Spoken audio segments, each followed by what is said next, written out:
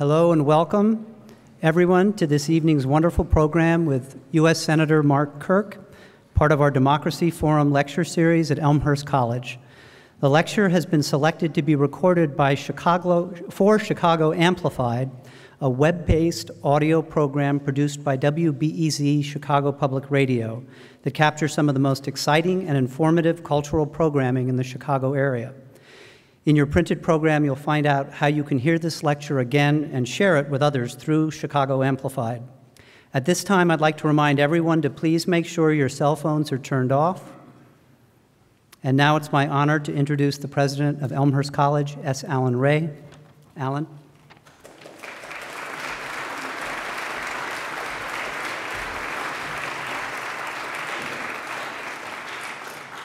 Good evening, everyone. I'm delighted to see such a wonderful crowd for our event this evening. Civic engagement is the lifeblood of democracy.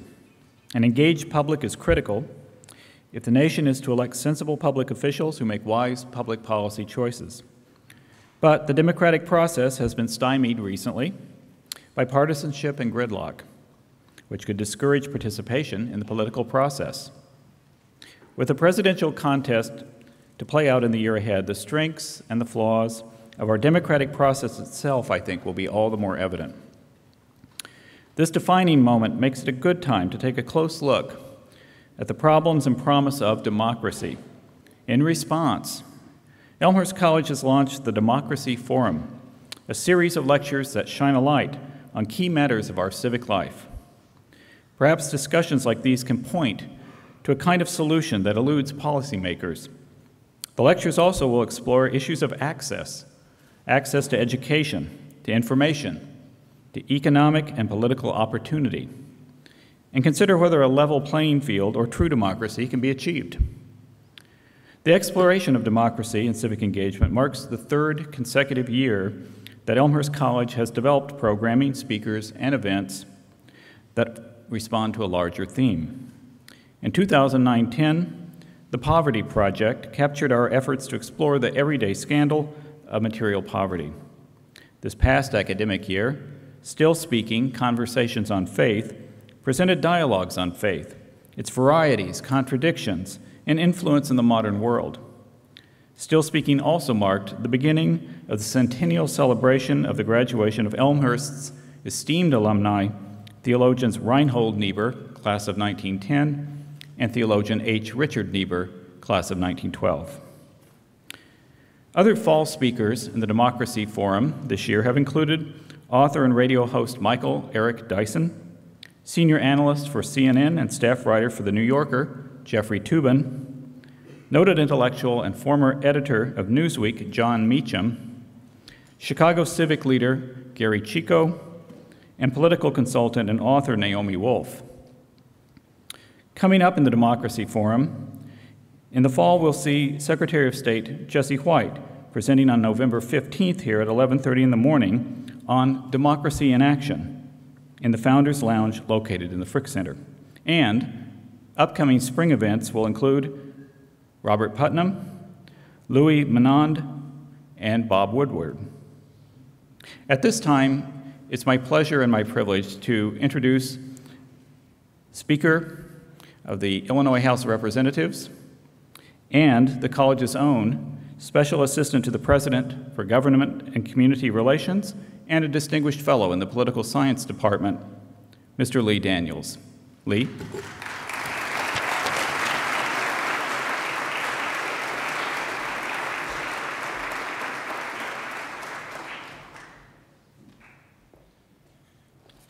Thank you, Mr. President, and it is indeed my honor to introduce United States Senator Mark Kirk this evening.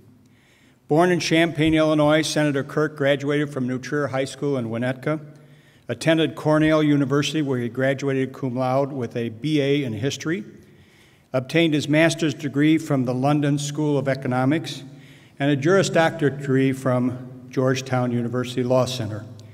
He practiced law through the 1980s and 1990s and joined the United States Navy Reserve in 1989. Commissioned as an intelligence officer. Senator Kirk was called to active duty for the 1999 NATO bombing of Yugoslavia and participated in Operation Northern Watch in Iraq the following year. Congressman Kirk, at the time, also became the first U.S. House member since 1942 to be deployed to an imminent danger area where he served as special advisor for counter-narcotics in Kandahar and Afghanistan. He has also served during conflicts in Iraq, Haiti, and Bosnia. He was awarded the Navy and Marine Corps Commendation Medal for his service in Kosovo. First elected in the year 2000 to a seat in the U.S. House from the 10th Congressional District in Illinois, Senator Kirk was reelected 4 times until his election to the U.S. Senate. Prior to his 10 years in the U.S. House, Senator Kirk served on the staff of former Congressman John Porter as a special assistant with the U.S. State Department and as a staff member of the U.S. House International Relations Committee. Senator Kirk was elected to the Senate in November 2010, winning a special election to serve the final weeks of President Barack Obama's Senate term, in addition to winning a regular 6-year term starting in January 2011. He was sworn in on November 29th, 2010, as the junior senator from the state of Illinois. I am particularly and personally honored to introduce Senator Mark Kirk to you tonight, to deliver his remarks and observations about the state of our government and our country. Personally honored because I've witnessed Senator Kirk grow in stature and ability since the days of serving on Congressman Porter's staff. I might mention Congressman Porter was my seatmate in the Illinois House for 8 years, so I kept a close relationship with him and was able then to become acquainted with Senator Kirk. I observed his commitment to America, not only governmentally, but also in the military establishment. I'm also honored to introduce Senator Kirk tonight because he is one of the top leaders in our country. He represents all that is good and just in our complex society, and I'm convinced will help lead us in resolving some of our nation's most difficult and critical issues. Governor Mitch Daniels stated in his recent book entitled Keeping the Republic that he is desperately alarmed about the condition and direction of our American republic.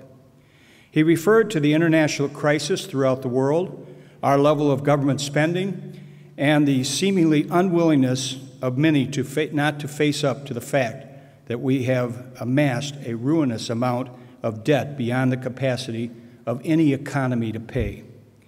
With all the concerns set forth in Governor Daniels' book, it also leads us to just one possible solution. We need now, more than ever, a leader that will guide us through these challenging and tumultuous times. Senator Kirk is such a man, and I believe will be in the forefront of resolving these issues in our country.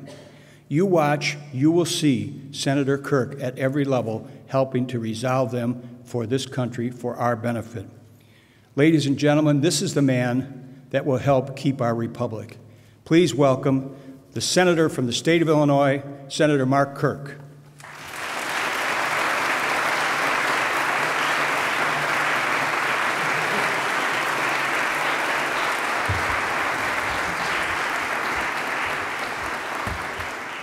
Well, Mr. President, it's a great honor for me to be here at Elmhurst, especially with the heritage of Reinhold Niebuhr, one of the great theologians of the 20th century. And one would only hope here at Elmhurst we would have the luck to produce one of the great theological leaders of the 21st century to guide our country and our democracy. I particularly want to thank Speaker Daniels for having me here because we were long allies, me as a very young staffer, and him in charge of the Illinois House of Representatives, and for the chance on behalf of maybe the new generation about where we go as a country and as a people. Now, about 1 year ago, I was narrowly elected to serve as the junior senator for Illinois.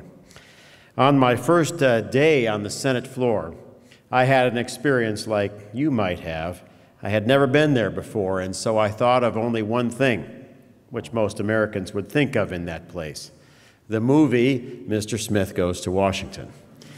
And there is a tradition of the Senate that senators sign the bottom of their desk drawers.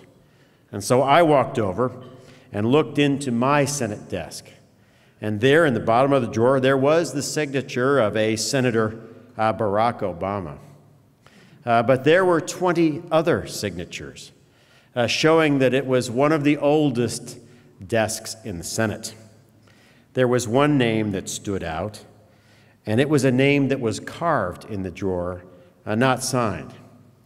When I looked down, I realized that I was the current occupant of the desk of Senator Robert Kennedy of New York. And overtaken by the history and the responsibility, and to use a politically incorrect term, the majesty of the Senate, I assumed office. When I think about that time, I think about tonight. I thought about what I should talk about this evening. There are so many key issues.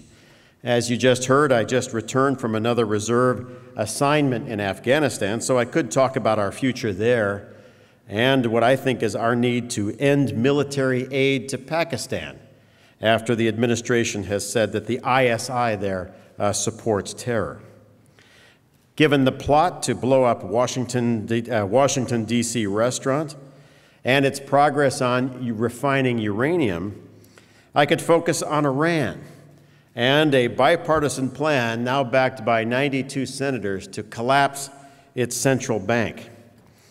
Or, given the corruption of the state of Illinois and our flawed political culture, I could focus on the sorry state of our state.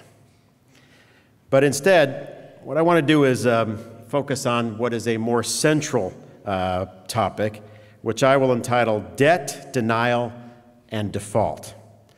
But before I begin, I want to give some context with an optimistic twist on where I'm going to go. There's an apocryphal story the month after July 4th, 1776, when the British Prime Minister asked for an audience with British King George III. He came in and was very nervous about the news.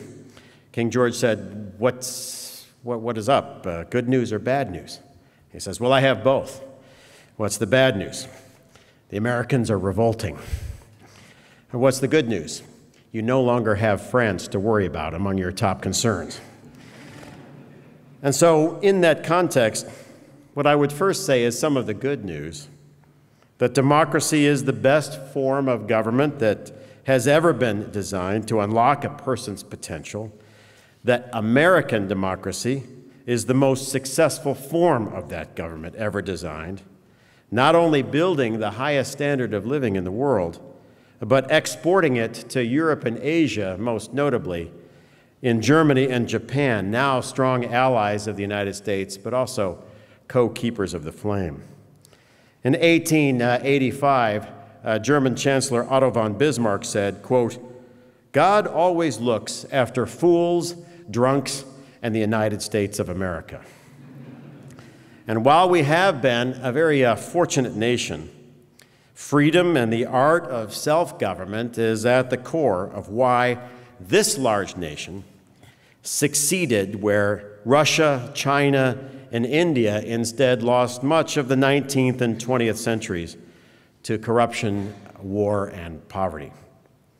I would argue that the coming economic crisis that we face, first in Europe and then here, is a new test of our generation's commitment to self-government and restraint, despite all the temptations we may have to waver from the principles that have served America so well.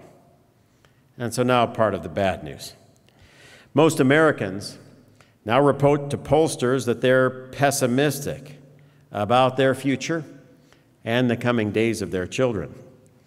Americans dream of a better life for their children, but they see that future is bleak now, given a long recession and debts as far as the eye can see. In some ways, a majority of Americans are currently right, that we have tough decisions to make, but if we make them, I would argue that our future is brighter than ever. The news from Europe is even worse. The danger that we see from the collapse of Greek credit, threatening the credit of Ireland, Portugal, Spain, and Italy, is real. And it reminds me of another time in our history. By the way, I've had my staff hand this out, a complicated chart, which is meant to convey only one message of the complicated interrelationship that currently bedevils the situation that we face. The situation that we face has some similarity to another time in our history, and that was just after the crash of 1929. Many conventional historians will see that crash as the start of the Great Depression, but economic statistics show that that was not the case. Stocks actually rallied after the crash, and there was even a short expansion of the U.S. economy. The recession of 1929 did not become the Great Depression until there was a European credit crisis. It was in the summer of 1931 when the German government found it impossible, given its slowing economy, to make good on payments of its World War I debts to the victorious Allied powers.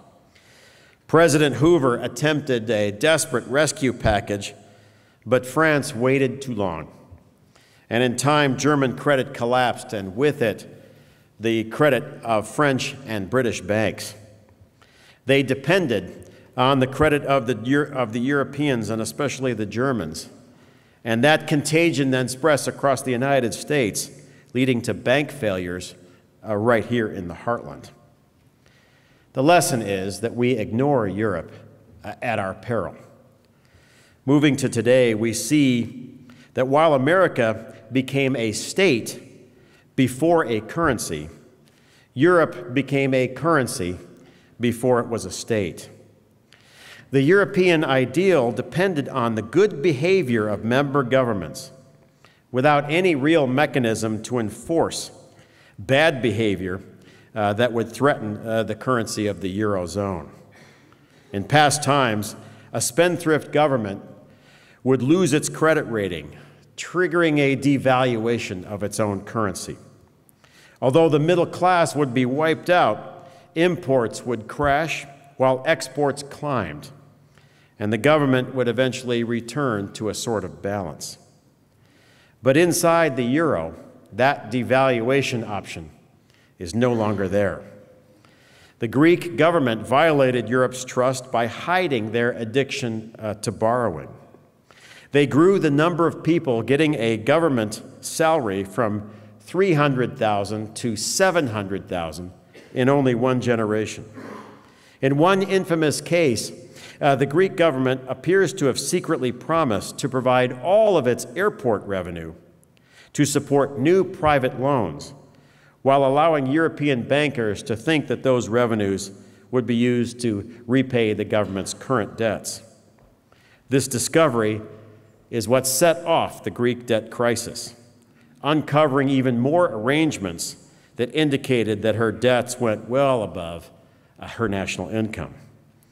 Now, while offering benefits of a stable and continent-wide currency, the straitjacket of the euro leaves European leaders with only 4 options in handling Greece. Number 1, a bailout by Germany. Number 2, austerity by Greeks. Number 3, default. And number 4, leaving the euro and resurrecting an inflating drachma for their economy.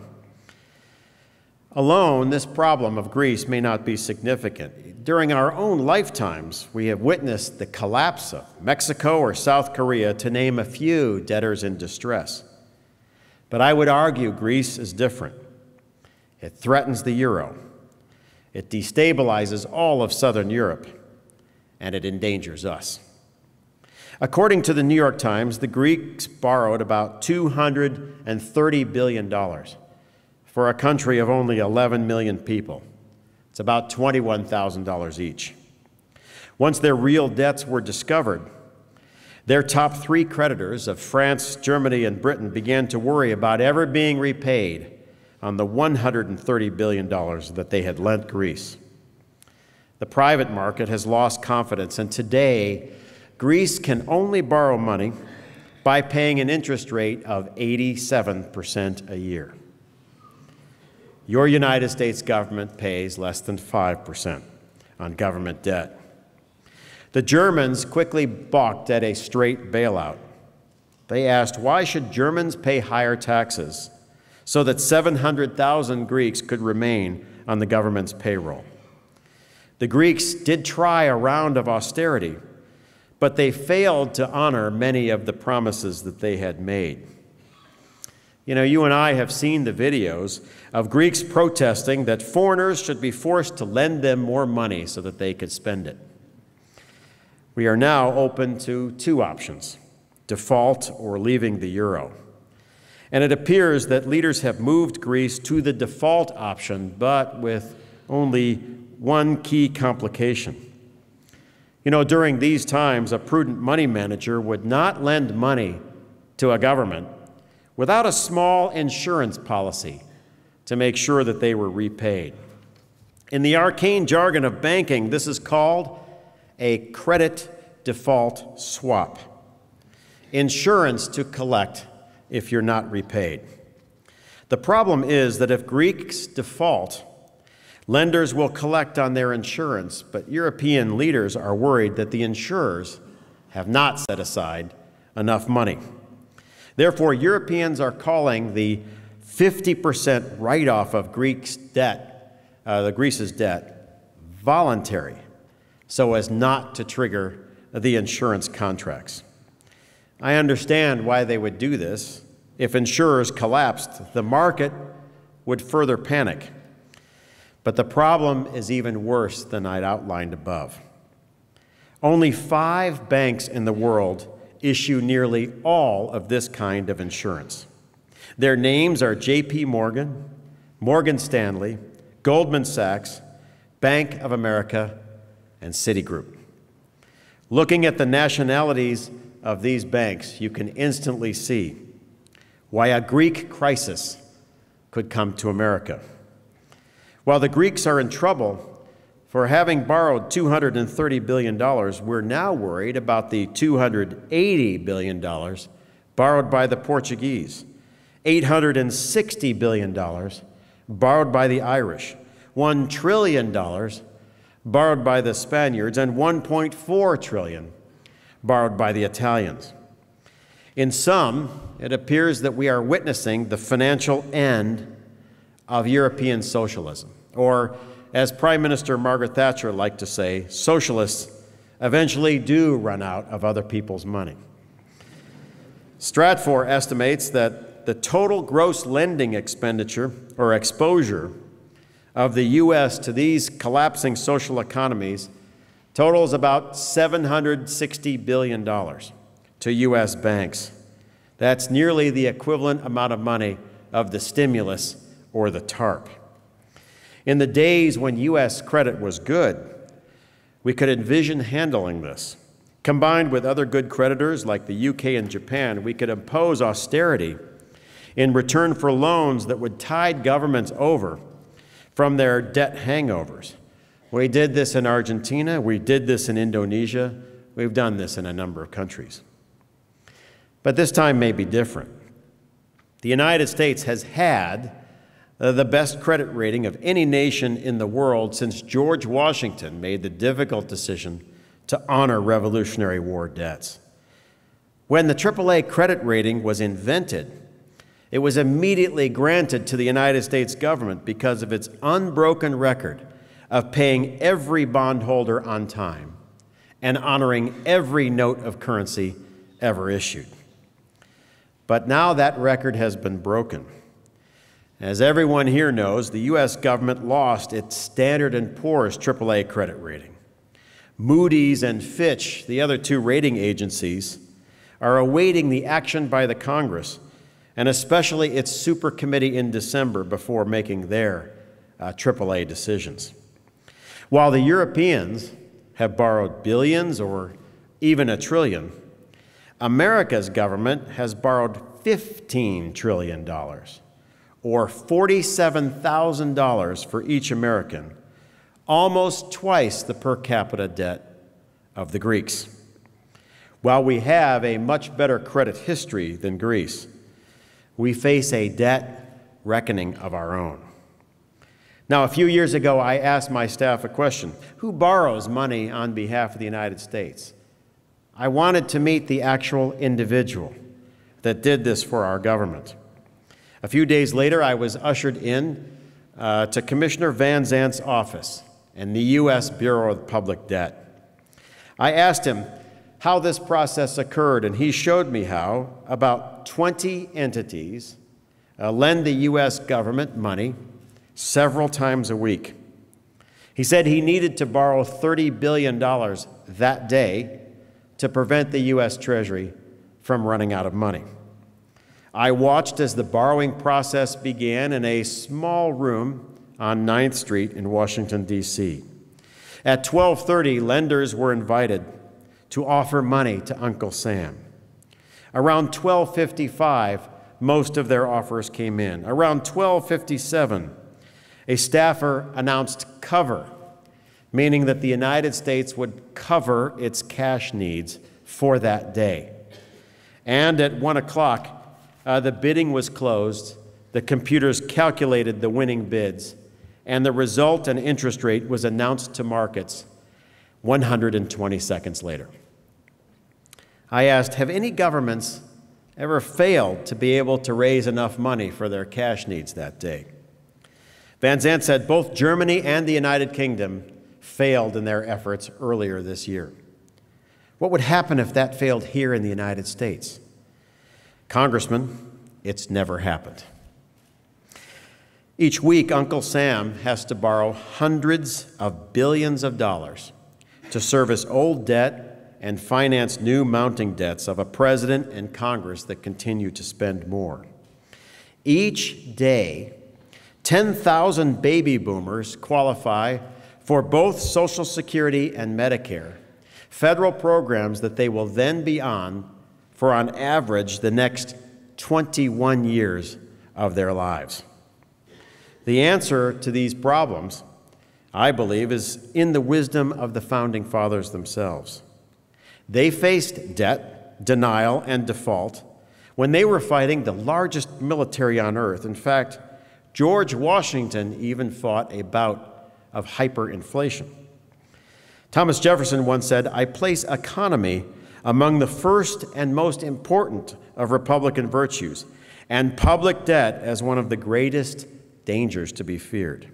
He also said, "A rigid economy of public contributions and absolute interdiction of all useless expenses will go far to keeping the government honest and I like this word, unoppressive."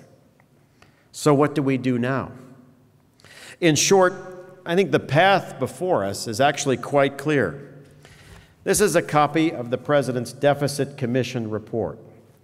And if you read its 65 pages, and I hope you do, it is one of the clearest and best diagnoses of the current debt problems that we currently face.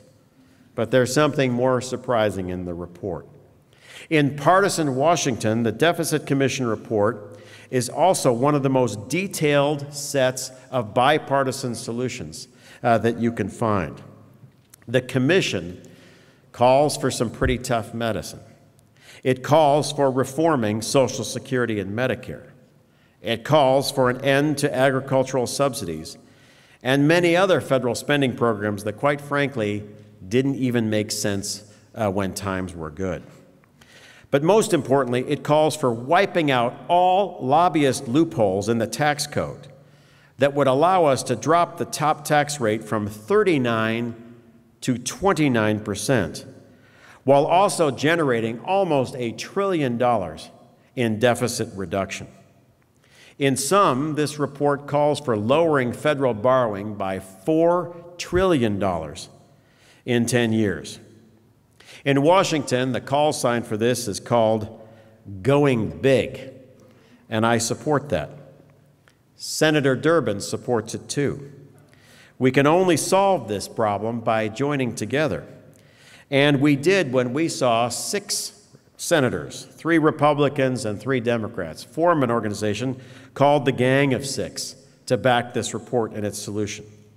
They have been recruiting. I am one of their recruits, and now I would say we have a group that I would loosely call the Mob of 45, Republicans and Democrats who back this bipartisan solution. We hope that we will rescue our economy, our credit, but most importantly, our optimism in America's future. Now, we have 1 month to go before a December 23rd deadline of the Super Committee to adopt budget control legislation. I, of course, would rather be with my family over the Christmas holidays, but my duty station as a senator will be on the floor to make this happen. Now, what say you? Should we adopt a bipartisan deficit control plan for this country? I would think so as well.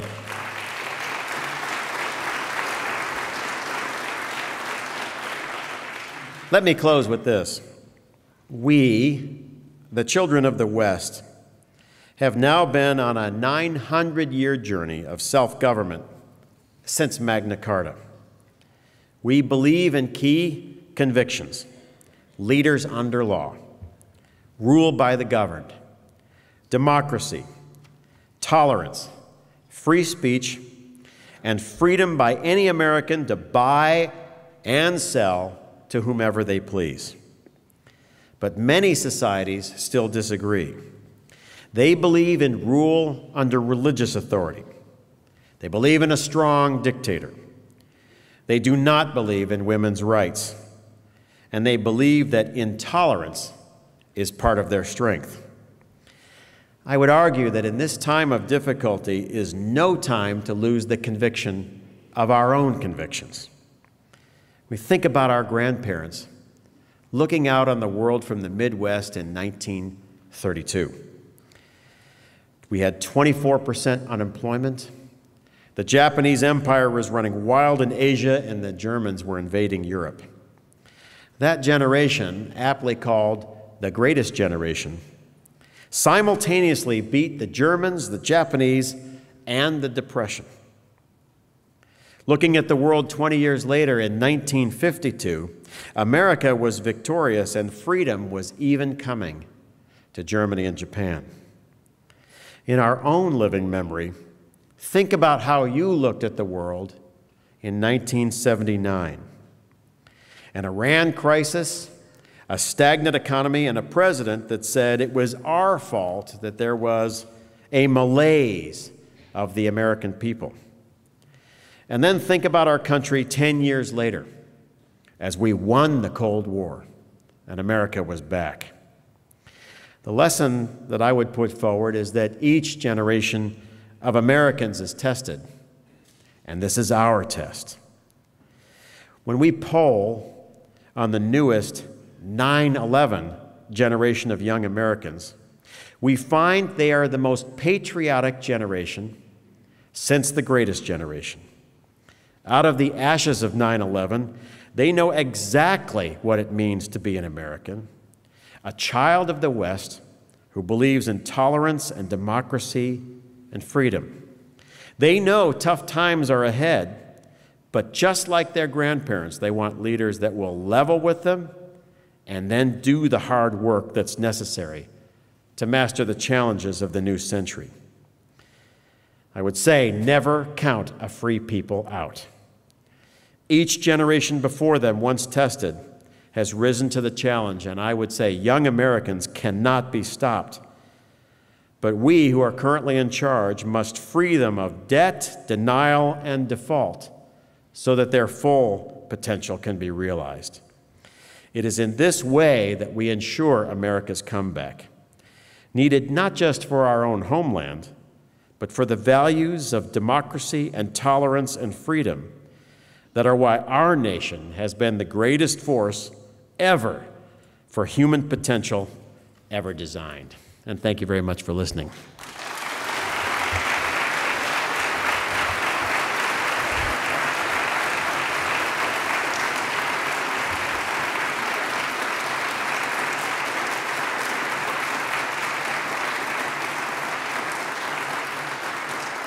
I think we'll take some questions. Senator Kirk, if we could take questions. questions, so come to the side aisles, please. There's a microphone on both sides, and we'll take your questions here.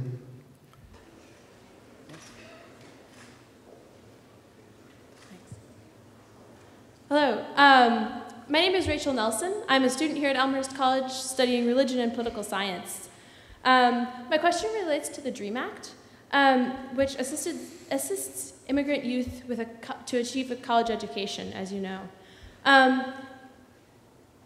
The DREAM Act assists young people who want to be educated in order to be engaged members of our society and engaging in civic participation and democracy, which we obviously hold as values in the United States, allowing them to unlock our country's potential. Illinois obviously affirms this, as we have the Illinois DREAM Act, something that Elmhurst College has supported immensely. And I'm just wondering why at the national level you have not supported it? Thank you. I think there's going to be no mass deportations of people to Mexico or other countries. I had the option or the opportunity to study at La Universidad Nacional Autónoma de Mexico and feel very close to that country. When we look at these difficult problems, the question is, how do we move forward and build consensus where right now there is no consensus? I would say from the floor of the Senate and the floor of the House, we have to build trust where trust is right now broken for the United States. The American people have no trust that our southern border is being operated in any way with their interest in mind.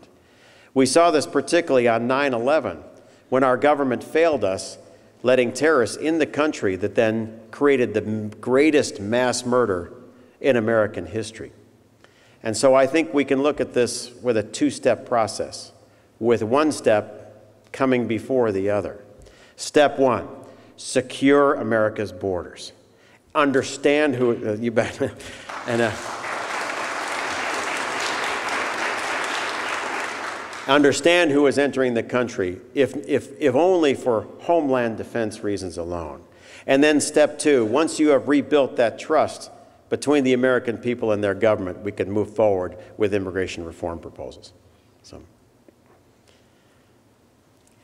Senator Kirk, have you taken the Grover Norquist pledge to raise no taxes on anyone? And please explain your views on higher taxes for those who can best afford to pay to help with our deficit problem that you outlined.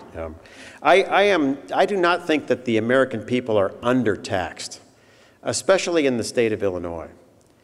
We saw 10 new taxes that were in the health care law alone. And we feel it slowing down the American economy quite markedly. On top of that, Governor Quinn put in a 66% increase in your state income tax and lifted our corporate taxes in the state of Illinois to some of the highest rates in the industrialized world. We now see a sad pantomime in our state of major foundation employers for the state of Illinois considering leaving this fifth largest industrialized state. Names like Caterpillar and Sears and Motorola and the Chicago Mercantile Exchange, all now considering leaving the state. We now have a situation in which Illinois in particular has higher taxes than its surrounding Midwestern neighbors and is hemorrhaging people at a fairly furious rate. It's causing our unemployment rate to be higher. In fact, the unemployment rate in the state of Illinois is now higher than most other places in the country. I would argue that we should take a different path, that we should cut spending, both in Washington and in Springfield, that we should bring about more pro-growth policies, like are in the President's Bipartisan Deficit Commission report, that we wipe out lobbyist loopholes, that we bring down, by the way, let me just take a show of hands. How many of you right now take advantage of one of the 72 special interest provisions in the tax code? Raise your hand. One. Well, we got two or three. I'll speak on behalf of the rest of us. How many of you would still trade that in if we could lower the rate from 39 to 29? Just about everybody here would be able to take, it would be a tremendous pro-growth policy. On top of that, we should have other pro-growth policies. Like we are a state that is viciously anti-physician. in the state of Illinois. We have almost no medical malpractice reforms. And so I especially represent a state that's 400 miles long, and one that I'm concerned about, especially below I-80. You all know the concept of the golden hour. If you get in a traffic accident, if you are seen by a competent specialist in the emergency room within 1 hour, you have an over 90% chance of surviving. But through many emergency rooms in Illinois now, we lack those competent physicians in the emergency room because we struck down all medical malpractice reforms. You ask, how much does it take to ensure a competent obstetrician in Kenosha, Wisconsin? You'll be told $60,000 a year. If you're asked how much does it cost to insure a same obstetrician in Cook County, Illinois, $300,000 a year. The trial bar of Illinois will tell you that's because Wisconsin physicians are 5 times better than Illinois physicians. But I would say that if we enact pro-growth policies, and we do not have the highest taxes in the world, and we have lawsuit reforms, we can let this economy take off when right now it's very much stuck in the doldrums. You bet. Good evening, Senator Kirk. First of all, I want to thank you for being a moderate voice in your party in the current atmosphere of polarization that we're experiencing in the country and in Washington. My name is Shelley Rizika, and I'm a proud alum of this institution from the class of 2006. At that time, the economy was much better, and I was able to find a good job that pays well with benefits, and have held that job ever since. My concern is that right now, that students that are graduating from this institution this year and in the coming years will not face the same economy that I faced when I graduated. They're facing an economy that is hopeless and offers them very few opportunities for employment. Meanwhile, their parents and people of that age are losing their jobs and losing their pensions right before retirement. Considering, excuse me, yes, considering that the greatest crisis facing most everyday U.S. citizens working and middle-class people is unemployment and a lack of jobs, I have a two-part question for you. One is, why have you voted against to extend unemployment benefits for those seeking work?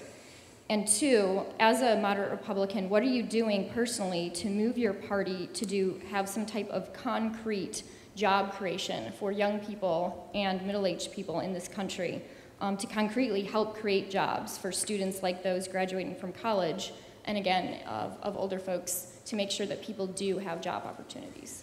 Let me take the first question. When I got to the United States Senate, I was struck by something, that the United States Senate is far more partisan than the House of Representatives. Because most of the press leans to the Democratic side, they prefer to cover the House as a viciously partisan institution and generally try to praise the Senate.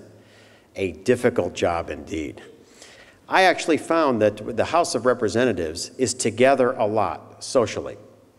Because they vote several hundred times a year, you can only be in the same room for so long until you start to mix, not just by party, but by state and by committee and by cause. And as a House member, nearly every bill or amendment that I introduced always had a Democratic partner with it. The Senate, on the other hand, rarely, if ever, votes. Many times we'll go a whole day without voting, sometimes a whole week. And the Senate always has lunches of only one kind. All the Republicans get together for lunch on Tuesdays, Wednesdays, and Thursdays when we're in, and all the Democrats in lunch on Tuesdays, Wednesdays, and Thursdays. Unlike the House of Representatives, which is supposed to be partisan but is actually not as partisan, the Senate, which is supposed to be very bipartisan, is actually far more partisan. I'm just telling you the way I experienced it as a junior senator. By the way, this is something you will never hear in the New York Times.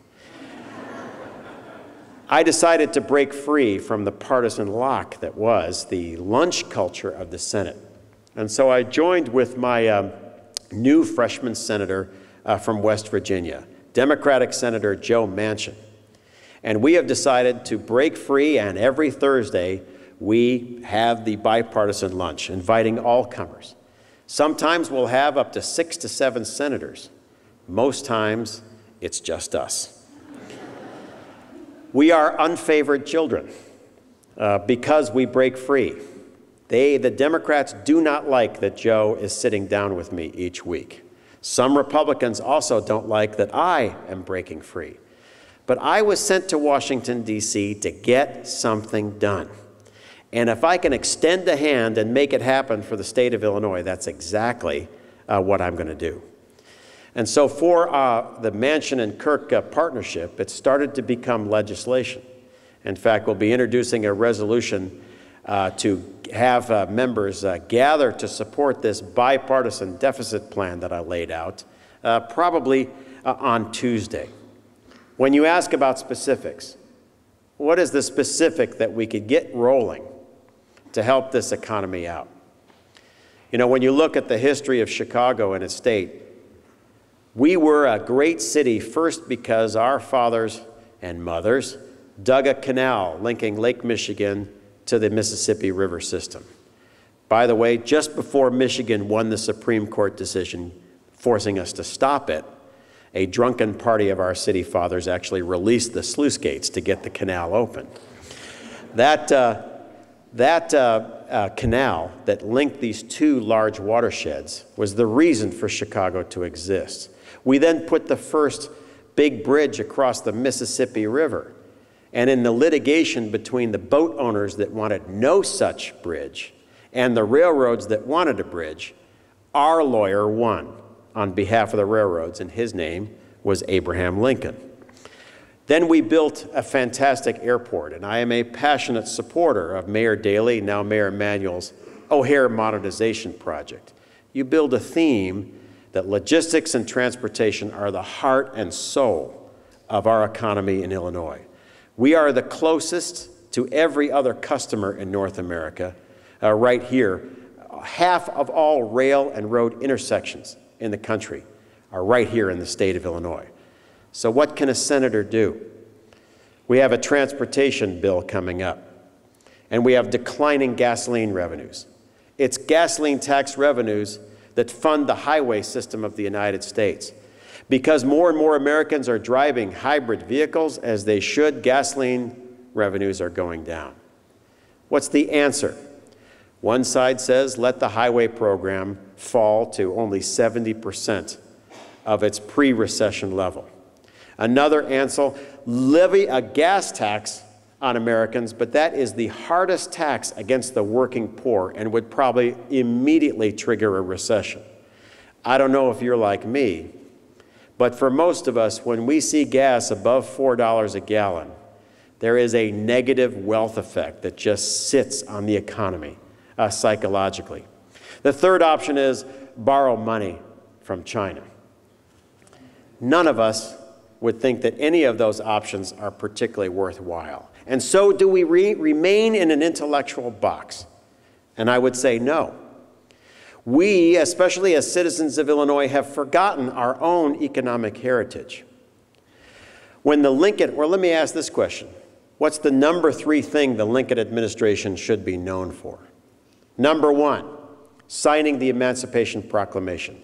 Number 2, winning the Civil War. What's number 3? The Transcontinental Railway Act of 1863. In the middle of borrowing the most money that he could from as many parties as he could to fund the expansion of the Union Army, Abraham Lincoln launched the largest infrastructure expansion in the history of the United States, using almost entirely private funds. It was the ultimate public-private partnership that built a 2,000-mile railroad back when America could do this in just 6 years and created 7,000 American towns. So I have put forward bipartisan legislation called the Lincoln Legacy Infrastructure Development Act. We look at highways, we look at airports, we look at railroads, and remove all of the federal restrictions to public-private partnerships.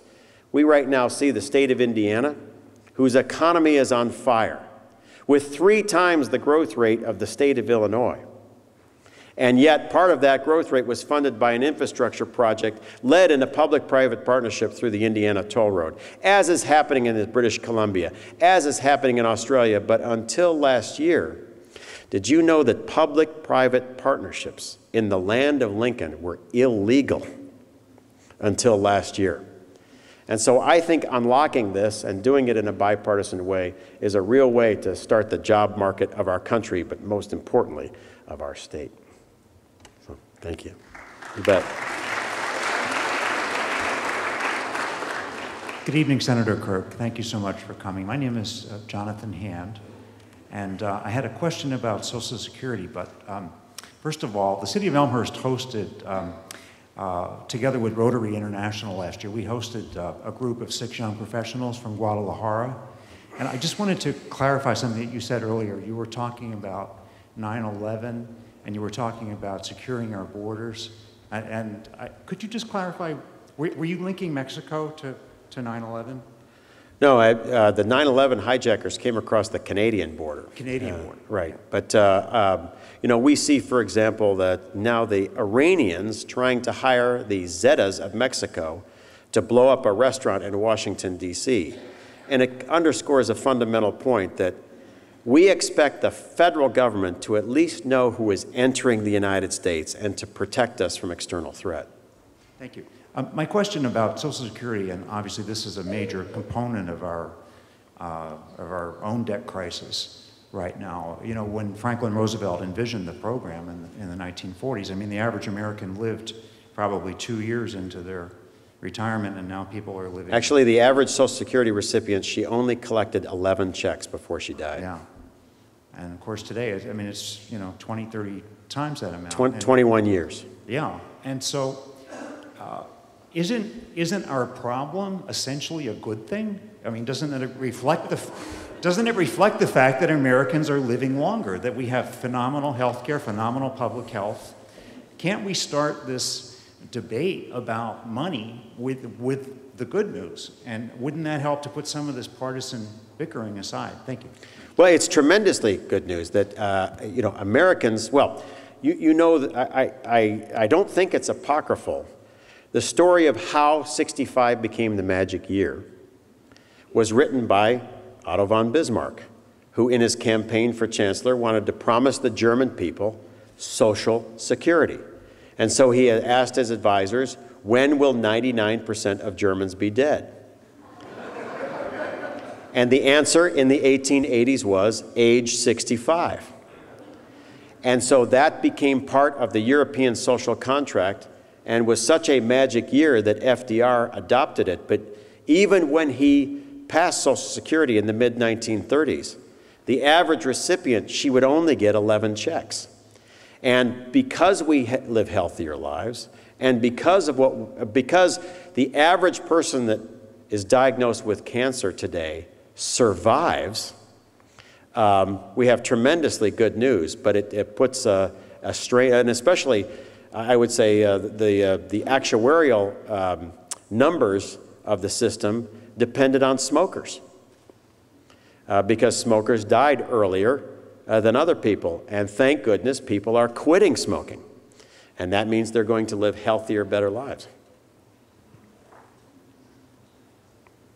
Thank you for being here. I'm Allie Jean Anderson, and I have wondered if there's been any discussion in the Senate and the House about cutting your salaries, your stipends, and all your other perks to help reduce the debt. Yep.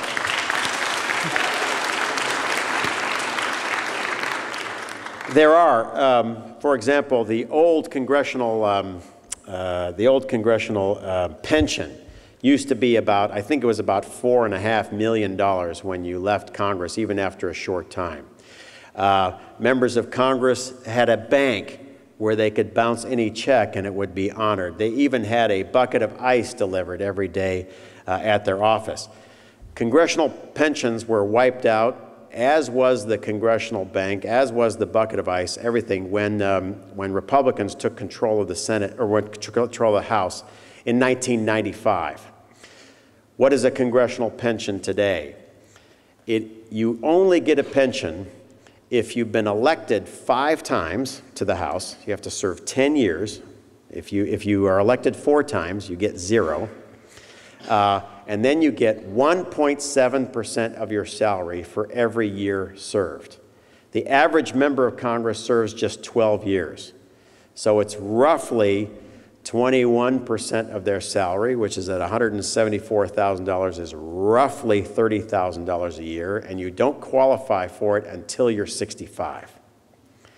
So many members of Congress never qualify for a pension. This pension is designed to be exactly the same as the pension of an FBI agent or an FAA agent. But there's a deeper point, which is that Congress needs to cut its own budget. And so, for example, when I was sworn into office, I was granted the budget of Senator Roland Burris, who I replaced. And as your senator, I cut his budget across the board by 15% to run my office at only 85% the cost that Roland Burris was spending, to make sure that first we set an example in our office, and then we go about righting the ship of state for the government as a whole. Yep.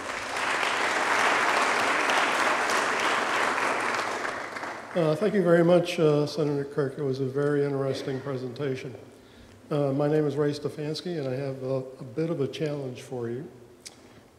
Dealing with the whole concept of democracy, we kind of use the word, I'm not sure we really have maintained a solid understanding of its meaning, because in fact, we are not so much one man, one vote as a nation, because the nation pretty much is run by special interest groups.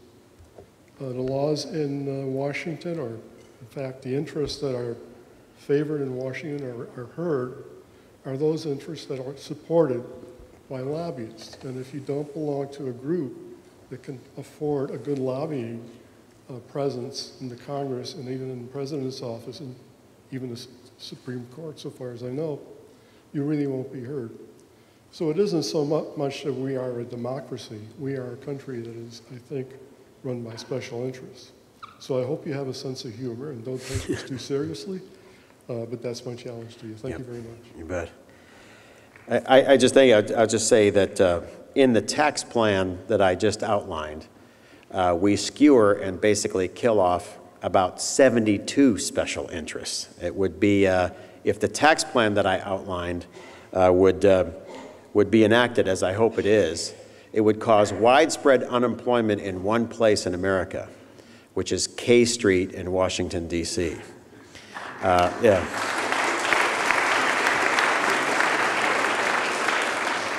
Secondly, I serve as a member of the Senate Appropriations Committee. I served as the member of the House Appropriations Committee. I noted back when I was serving in the House that the House had a process of earmarking funds, and so it would take specially connected causes like the Miss Texas Museum would get a grant from the federal government. Turtle crossings, I remember a Amazon rainforest jungle in Iowa, and etc.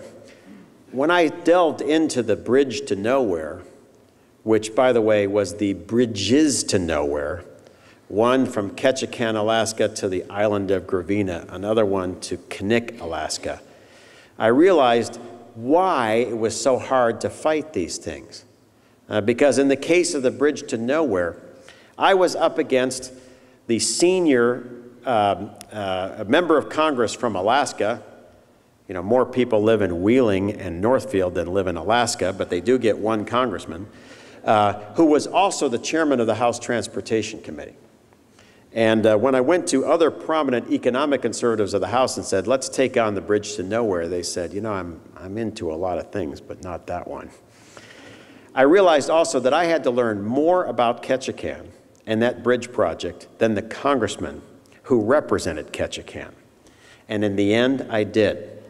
I went head-to-head with Congressman Young, offered amendment, I was wondering whether to offer this amendment, knowing that the retaliation for me would be defunding all of the transportation projects in my own congressional district if I went after the Bridge to Nowhere. I then talked to my then wife at the time. We talked about why we came to Washington, and I decided I did not come here to go along and get along. I came here to make a difference. And so I offered the Kirk Amendment, and to make a long story short, we killed the bridge to nowhere. It will not be built. I then took a further step and said I'll be the first member of the Appropriations Committee to be against all earmark spending. And my hope is that over time, not only will all earmarks be wiped out, but all lobbyist loopholes in the tax code will be wiped out, and with lawsuit reform, we'll have widespread unemployment on K Street.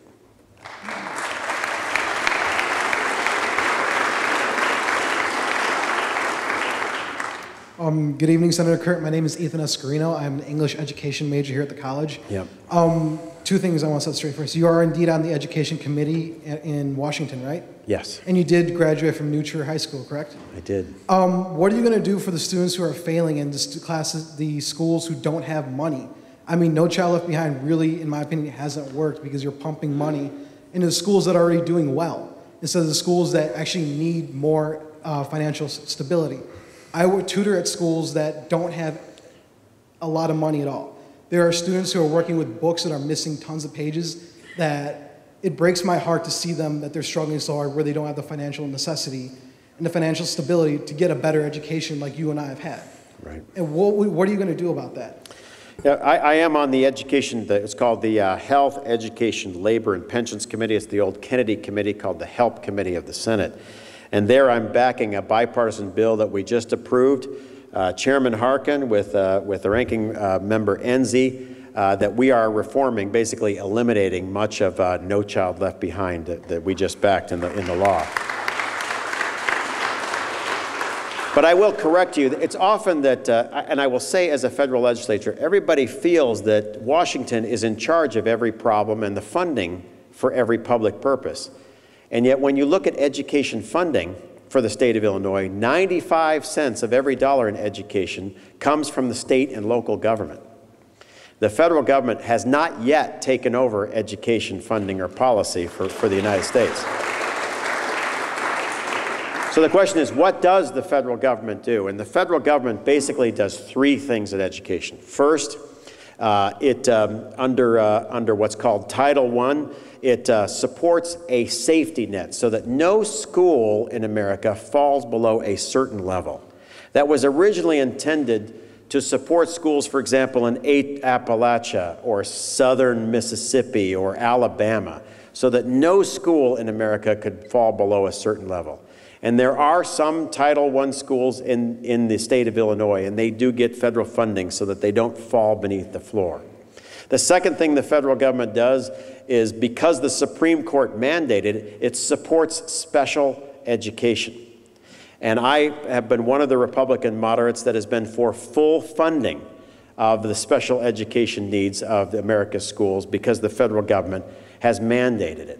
And then the third thing is the federal government is the #1 provider of college financing. And that is based on our tradition under the GI Bill. And in my last years in the Congress, I broke from my party and supported the recreation of the full GI Bill. Basically, our renewed commitment was this. If you pull a full 3-year tour of duty in the Army, Navy, or Air Force, then we are going to fund 4 years full of college for you under the new GI Bill. That being said, though, I've been frustrated with education in Illinois, and especially the state of Illinois. Each year, as the Congress has increased funding for education, and it is substantial, especially each year as we increased funding for special education, we witnessed, especially under Governor Blagojevich, he would cut special education funding by Springfield, knowing that the federal government was increasing education. And so your school fell behind, and it helped him to somehow blame Washington.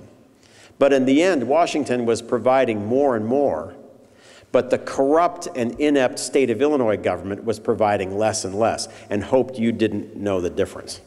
So. Hi, my name's Elizabeth Barber. I was fortunate to be selected by the Parkinson's Action Network to go to Washington last March, and we are extremely grateful that you signed up for the Parkinson's caucus. That is particularly outstanding for a Republican senator. But my question is on the Iraq war debt. And I was just wondering if anyone ever thought of paying off that debt by getting oil subsidies from Iraq, because it seems to me that that would be a fair arrangement considering our contribution to their culture. And the second part of my question is with regard to a proposed pipeline from Canada to Houston, because there aren't enough bodies to get the oil out of the ground in North Dakota at the moment, and a lot of people are talking about creating some sort of a pipeline, and that would seem to alleviate some of the stress we have from oil. Yeah, thank you. On the Parkinson's Action Network, I especially become close to Mort Kondracki, who very famously lost his wife to that disease. And on the Iraq war debt, I would welcome any contributions they make. I'm not sure they're willing to do that, but I would note that in the first Gulf War, we got it right when we had everybody pay for it up front. And so I think all but $9 billion was paid for under especially the leadership of Secretary of State Jim Baker. And I think that's the way to go forward. On the pipeline, the big pipeline that we're looking at is called the Keystone Pipeline. And I'll say it in its most partisan terms. It's a program to bring foreign oil into the United States. Luckily, it's Canadian. And I would say that it helps our national security. The more we buy from the Canadians, hopefully, the less we buy from Venezuela and Iran. They might even miss a payment to Hezbollah or Hamas if we stop buying from them. I am very much in favor of the Keystone Pipeline because it is one of the largest construction projects in the history of the United States. And at this point, we need as many jobs as we can get. And this plan also, I've noticed in representing the state that there's still a gulf above and below I-80. Lee can confirm this in his service. But it tremendously helps the southern Illinois economy. The Keystone Pipeline's first terminus is the big refinery complex in Wood River, Illinois, and would really help employment, especially of the 1 million people in the metro east part of our state that could use the jobs. I think we have time for one more question, so thank you. We'll take the last one right here. Thank you. Thank you, Senator. My name is Debbie Wheeler, and I'm a pension plan actuary and administrator. And a lot of my clients are concerned about a couple things. Number one, the president is talking about substantially increasing the PBGC premiums to the point where my clients can no longer afford to have a pension plan, and they are looking into terminating them. Right. And in order to pay those premiums, they're going to have to divert money from operating their business and hiring people. The other concern is that with the tax reform in the works, that the current deferrals that are allowed for 401k plans and IRAs will either be substantially reduced or even eliminated. And I just wanted to point out those concerns. Right, yeah. I don't think it should be the policy of the United States to make it harder for Americans to save for retirement and for their kids' education. And therefore, I personally think the 401k program is one of the most successful programs in the history of the United States, because especially you are saving and you own this account and not the government, where it could be mishandled or, I would say that while I think we should enhance the ability of you to save and invest for your own retirement, I would like to go one step further. The 401k program created a whole new group of Americans in the middle class that were saving and investing on their own. And I think over time the record would show that probably can do a better job of it than the government. Even more so, though, I think we need a program that would help the financial education of our kids. I have put forward legislation in the House, would like to do it in the Senate, that would allow every parent to establish a 401 kids account from the day your son or daughter is born, that you could establish a tax-deferred account in your son or daughter's name. that could receive tax-deferred contributions from you, but especially grandparents, uncles, aunts, and other relatives.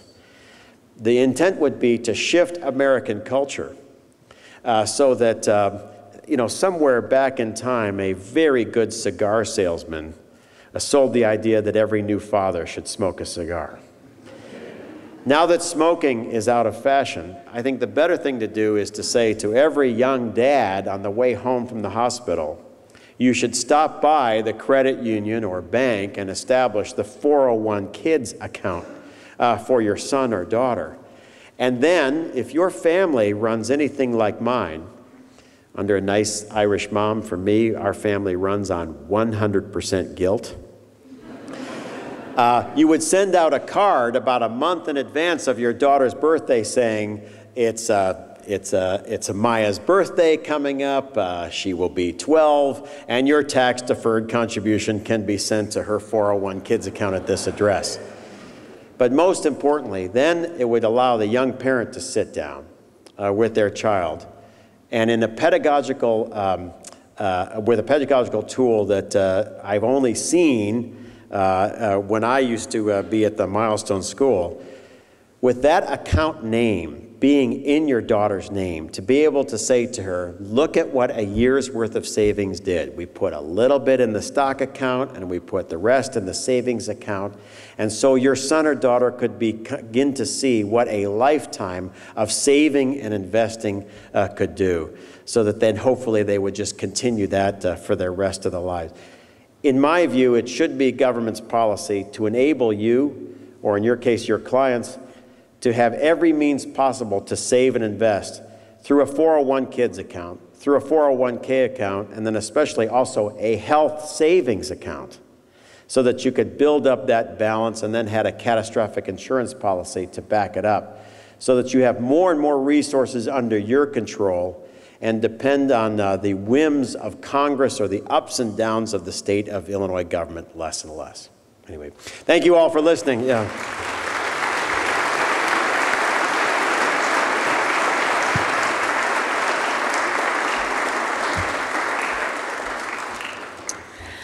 Thank you, Senator Kirk, for taking the time to come to Elmhurst College and for your insightful speech regarding democracy.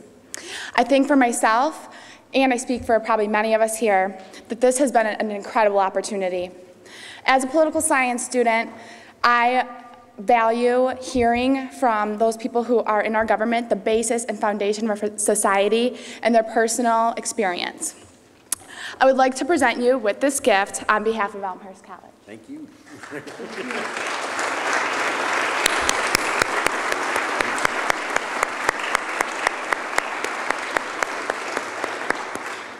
I would also like to thank all of you for joining us tonight for this immensely important presentation.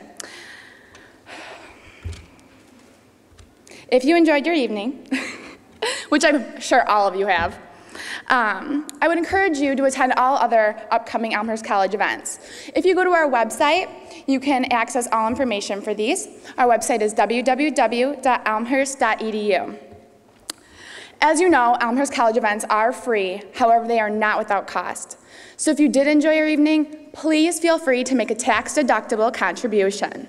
You can do this either using your envelope, which has been provided in the programs that they handed you when you came in, or you may hand your contribution to one of our students in the lobby that are holding their buckets.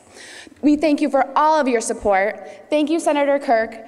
Thank you, Elmhurst College, and I hope you all have a safe trip home. Thank you.